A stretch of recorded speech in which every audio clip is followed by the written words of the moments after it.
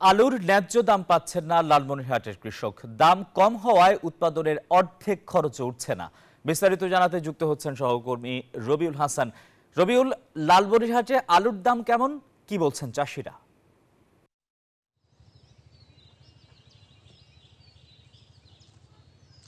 ধন্যবাদ টিপু। আপনি যেমনটি বলছিলেন যে উত্তরের জেলায় লালমনিরহাটের মাটি কিন্তু উর্বর। এই জেলায় কিন্তু প্রচুর পরিমাণে আলু চাষাবাদ হয়েছে। এবছর লালমনিরহাট জেলায় প্রায় 40,000 হেক্টর জমিতে আলু চাষাবাদ হয়েছে। আমরা যদি এবং আলুর কিন্তু দাম নেই, বর্তমানে কিন্তু 480 টাকা মন দরে বিক্রি হচ্ছে এবং খুচরা মূল্য 15 থেকে 16 টাকা বিক্রি হচ্ছে। এতে কিন্তু কৃষক যে পুঁজি দিয়ে আলু চাষবাদ করেছে সেটা কিন্তু তার লাভ হচ্ছে না, লস হচ্ছে। আমি আলু চাষির সাথে এবং ব্যবসায়ীর সাথে কথা বলবো। আপনি আলু চাষ করেছেন, কি অবস্থা এখন?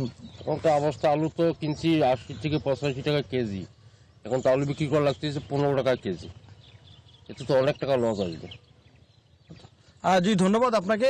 যেমনটি বলছিলেন, একজন আলু চাষি এবং আলু ব্যবসায়ী, তিনি কিন্তু আলু চাষাবাদ করে কিন্তু লাভের মুখ দেখতেছে না। বর্তমান বাজার মূল্য কিন্তু খুবই কম এবং এই আলু নিয়ে কিন্তু এই উত্তরের লালমনিরহাট জেলার কৃষক কিন্তু হতাশা প্রকাশ করছে। এই ছিল আমার কাছে সর্বশেষ। ফিরে যাচ্ছি স্টুডিওতে টিপুর কাছে।